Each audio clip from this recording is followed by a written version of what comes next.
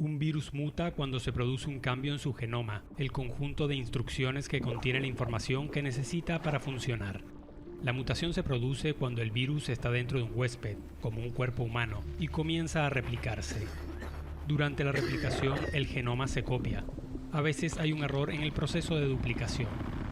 El lugar en el que se producen los errores dentro del genoma determinará el impacto en la capacidad del virus para sobrevivir o continuar replicándose.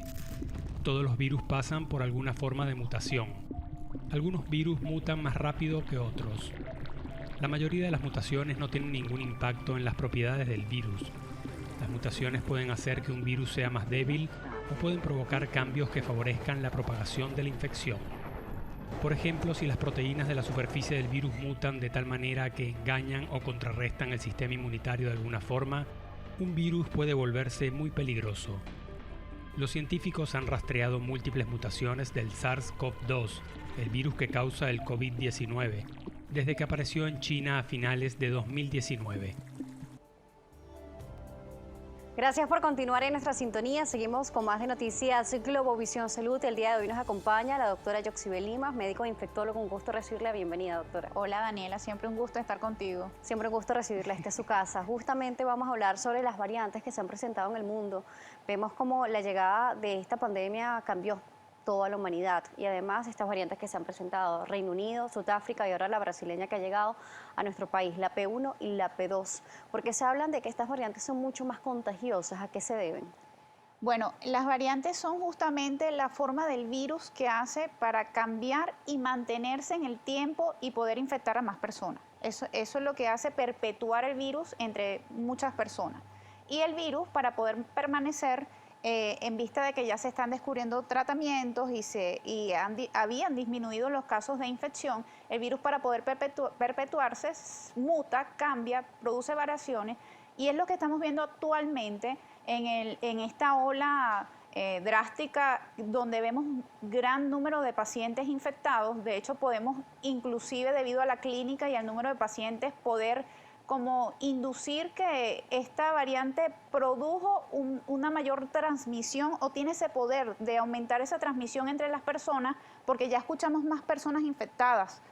A diferencia de la ola que tuvimos en agosto del año pasado, ahorita la cantidad de personas que están acudiendo a las instituciones de salud son pacientes que están en mayor estado de gravedad, tienen insuficiencia respiratoria. Eso puede resumir o concluir que esta variante ha producido esos cambios clínicos en estos pacientes. Sí, se habla de mayor carga viral. Para poder sobrevivir el virus ha mutado.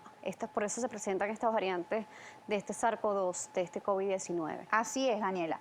Tenemos por lo menos familias que todo el grupo familiar están infectados. En la ola anterior veíamos que esto no era tan frecuente, veíamos que un miembro de la familia era el infectado. Ahorita podemos escuchar que mamá, papá, hijos, abuelos, tíos, en cualquier reunión social todos se infectaron y por eso es que ahorita es el momento de realizar las medidas de prevención, que es lo único que hasta el momento ha sido efectivo para disminuir la propagación. ¿Cómo disminuir las variaciones y las mutaciones? Es disminuyendo la propagación del virus. Totalmente, esto es lo que se está hablando en el mundo.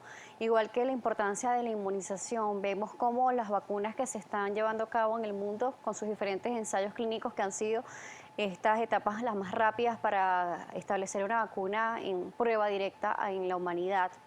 Se da la noticia de la llegada de la Sputnik V a Venezuela, una de las vacunas que dicen que ha tenido menos reacciones adversas en el mundo hasta el momento. La vacuna china también de Sinopharm y se espera también de que llegue la vacuna de AstraZeneca a través del convenio COVAX. Pero esta vacuna ha tenido mucha polémica. Se ha hablado de algunas reacciones, trombosis, tromboembolismo y reacciones en la parte nerviosa a través de este tipo de vacunas en sus ensayos clínicos. Pero la Organización Mundial de la Salud ha dicho que sí es segura, de que sí se puede colocar. Sí, de hecho, cuando empezaron a salir las vacunas para COVID-19, era mucho el temor de las personas porque se podían ver efectos adversos que se ven con cualquier vacuna.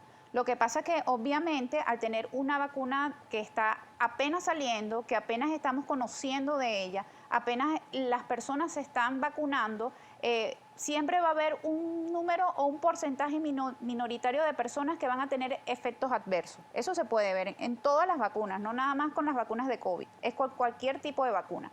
Pero ¿qué es lo particular de las vacunas específicamente de COVID-19? En que va a disminuir la mortalidad y la presencia de enfermedad grave.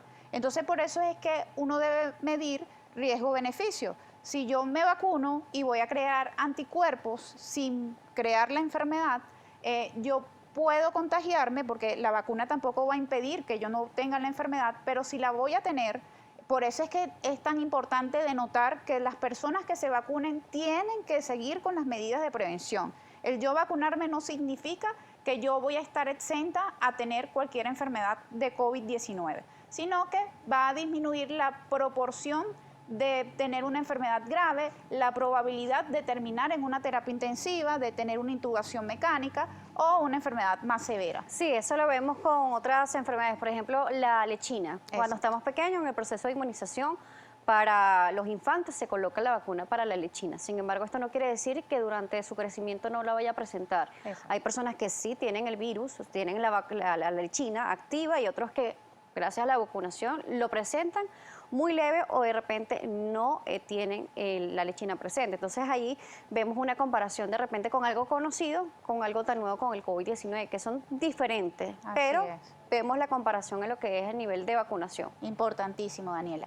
Y tener la sensación de calma de que las vacunas vinieron a tratar de evitar de seguir en esta zozobra que estamos todos, porque yo gracias a Dios no me he infectado, tú tampoco, pero entonces estamos en una zozobra constante en donde cualquier cosa, si tuvimos cerca de alguien que tuvo COVID, entonces me voy a hacer la prueba, o si tengo algún síntoma respiratorio, entonces ya me voy a hacer la prueba.